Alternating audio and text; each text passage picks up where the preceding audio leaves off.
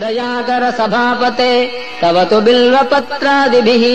समर्च्य पदपङ्कजम् सुलभमेव कैवल्यदम् कदाहमभवम् धियो विषयलम्पटोऽज्ञः कथम् चिदम्बरमहानटम् हृदि विचिन्तये सन्ततम्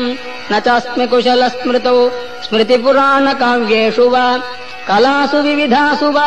परिचितोऽस्म्यहम् नैव भोः कथम् नु मयि भूभुजाम् भवतु हर्षपूरस्वतः चिदम्बरमहानटम् हृदि विचिन्तये त्वामहम् नटेश सुरपूजितम् तव तु कुञ्चिताङ्घ्रिम् जनाः विचिन्त्य सकलेप्सितम् समुपयन्ति भक्ता न किम् कथम् नु विषयोन्मुखः शिवकपर्दिनम् सन्ततम् चिदम्बरमहानटम् हृदि विचिन्तये त्वामहम् सदा शिव भवान् स्मृतः क्षणिकतोऽपि सर्वार्तिः विना समयदेशकालः भाग्यहीनस्त्वयम् त्वदीय परिचिन्तन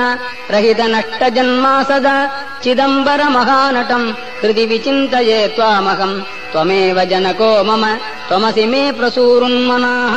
त्वमेव सुहृदुत्तमः त्वमसि सूनुरादादयः भवन्तमगजाधिप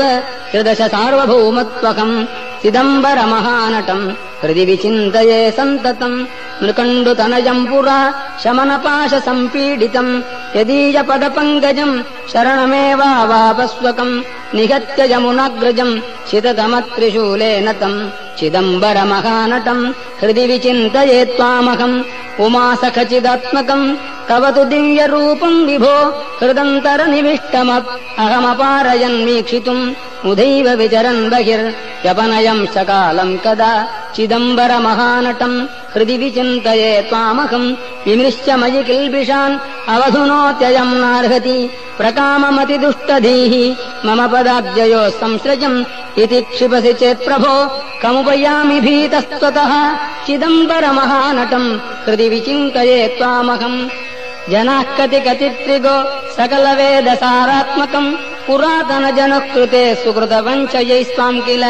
समर्च्य कृतिनो न किम् दुरितकृत्कथम् त्वामहम् चिदम्बरमहानटम् हृदि विचिन्तये त्वामहम् पतञ्जलितपः फलम् मुनिजनौघजीवातुकम् प्रपन्नजनकल्पकम् विधिहृदब्जसंवासिनम् सुपूजितमहर्निशम् श्रुतिपथैकनिष्ठैर्द्विजैः चिदम्बरमहानटम् हृदि विचिन्तये त्वामकम् डमरुकमृगरोचेष्केशरोचिष्णुपाणिः दरहसितविरजन् मञ्जुळास्याम्बुजश्रीः दयाकर सभापते तव तु बिल्वपत्रादिभिः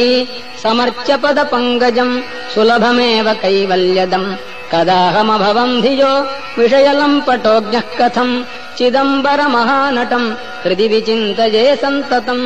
न चास्मि कुशलस्मृतौ स्मृतिपुराणकाव्येषु वा कलासु विविधासु वा परिचितोऽस्म्यहम् नैव भोः कथम् नु मयि भूभुजाम् भवतु हर्षपूरस्वतः